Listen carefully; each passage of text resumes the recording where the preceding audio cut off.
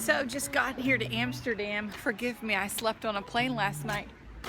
And I'm just wandering, and dude, you can't go wrong in this city. Check it out, it's a parking garage for bikes. 3 levels of nothing but bikes.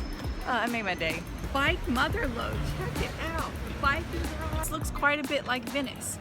Amsterdam is the Venice of the North. There are 250 little bridges like that behind me in the city of Amsterdam, and Venice holds steady at 400. Right next to the tree is the Anne Frank home, so that 3rd floor in the back, and the basement and in the attic is where Anne Frank lived. And like she wrote about hearing a bell chime. There's the tower, the bell she heard. And this building right next to it is actually all now the Anne Frank Foundation. So if you were to go on a tour, which the tickets are very hard to get, you go up through the Anne Frank Museum and then enter the home that way. It's a very involved experience. Like when she would write, I could hear and see the Nazi soldiers. They have a picture of the Nazi soldiers from what it would look like from out of that window. So it's very involved with her diary. It's a great tour. So the red light district, how did it get started? Behind me is the church, the old Catholic church. And there's the saying that the priests wanted to keep their mistresses close. And they wanted a place for the sailors before they went off to sea for years to have a fun place to come. So wanted one area where the men could have fun and the priests could keep their mistresses close. And they created the red light district. So if you're wondering what the red light district looks like, it looks like this family-friendly place. And you've got little windows behind me that at nighttime the girls come out and they hang out, give you a little fancy wave. I may or may not take a red light district tour, I can't decide.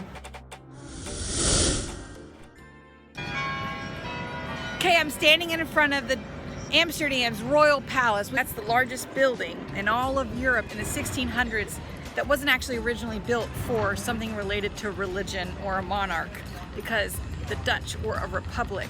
So they weren't controlled by religion and they weren't controlled by some royal family until much later. They were a republic, so a bunch of homeboys got together and they're like, I'm the fish captain. Yeah, and I'm gonna be like the wood dude. And they voted on everything.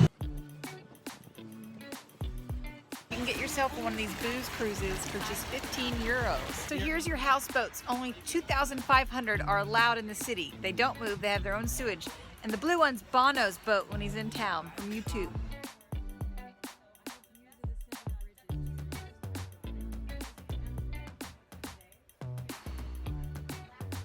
You can see how crooked these are.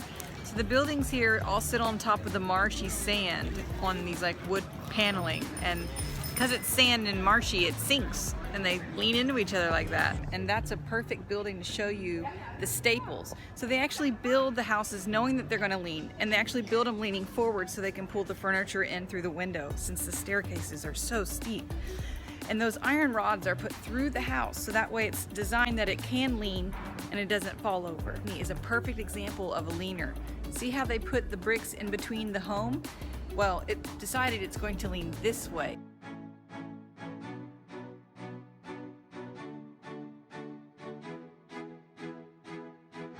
That triangle is the first homosexual monument in the world.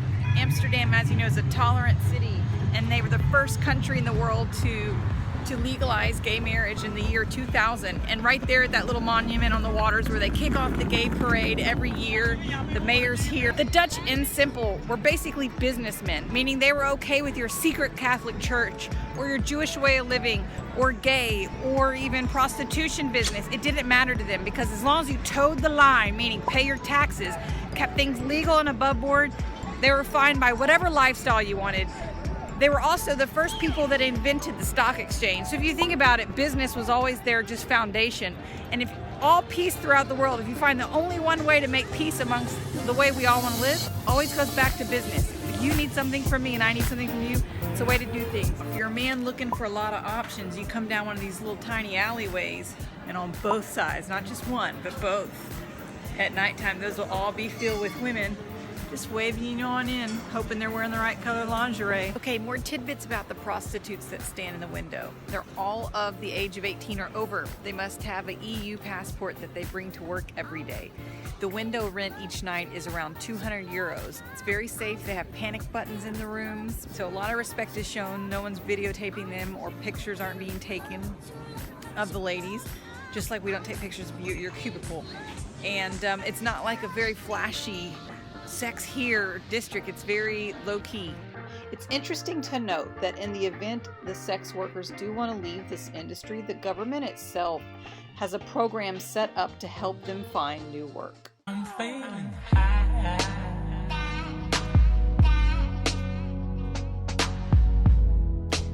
By the way, growing up, for some reason I always thought you could do like heroin or cocaine in Amsterdam. No, that's not the case at all. Hard drugs are illegal.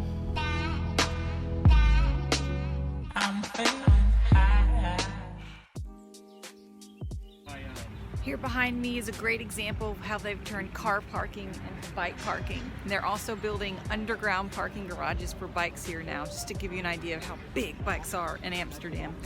Behind me are the 8 leaning brothers or ladies, another great look. And then behind me over here is where the dark red building with the glass top is where Mr. Heineken lived, which, by the way, his mom gave him his first brewery. His beers are famous around the world for 2 reasons.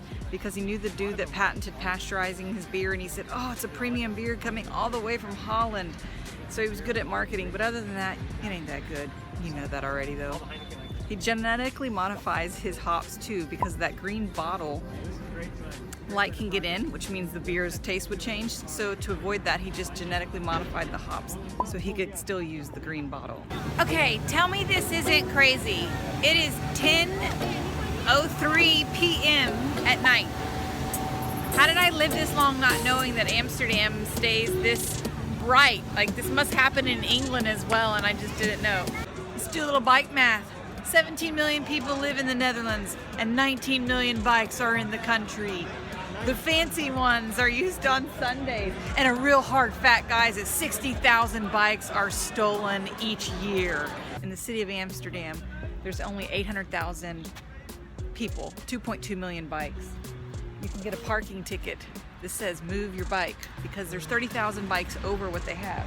And then they also get stolen. It's the #1 way people used to make money back in the day. So you have a lock, and you have to put it through the wheel, and then you have to have a second mechanism to lock the bike here. And these are also perfect examples of rusty, crummy bikes. So you want a rusty, crummy one that you're parking on the streets, and your nicer one goes in your house. Bikes are a big deal. They're not even, and they take their bikes and their tulips personal, because during World War II, when the Nazis were taking their bikes, that was taking their ability to feed their family away, and the tulips kept them alive because they were able to eat the tulip bulbs and soup to survive their hunger problem. Actress Audrey Hepburn also grew up there as a child during these hard times of starvation for the country, and it's rumored that is why she kept her tiny frame her whole life. She too ate these tulip bulbs. This boat behind me is 195 years old. The oldest houseboat in the city, so the owner can't renovate it. These gorgeous black buildings behind me, I asked, was there a reason? And of course, the black buildings were the wealthy could afford to put tar on them to keep them warm. And it stuck, and due to the UNESCO World Heritage making everything here historical, you can't change it. They no longer can change the facade of their buildings. Here is where the ships would come in, and right here is a grain house. So back in the day, the ships would come up and they would take the cargo right off into the house, into the stories. It's on the Rock-In area. Here on the most expensive canal in Amsterdam is the tiniest house in Amsterdam. You're looking at it in the center. So I want to show you that they don't put the pot shops or the women in the windows in your face. It's very in your face here, very subtle.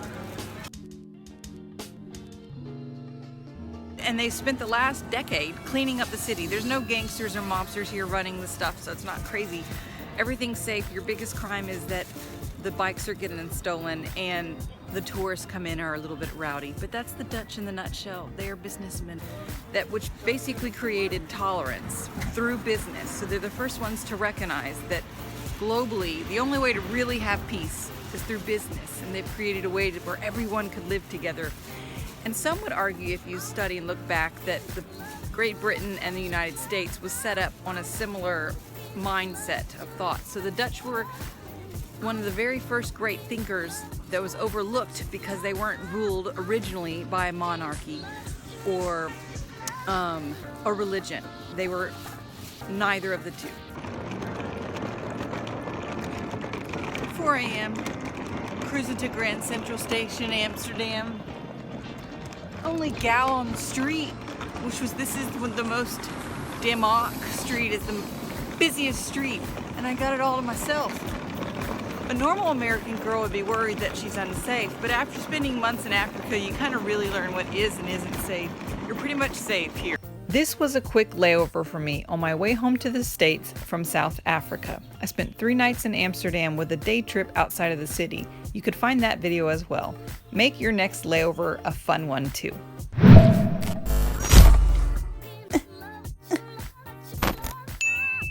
And don't forget to like, follow, subscribe, hug, share, take a dump on it. Whatever you can do to make it shine means the world to me. Thanks so much.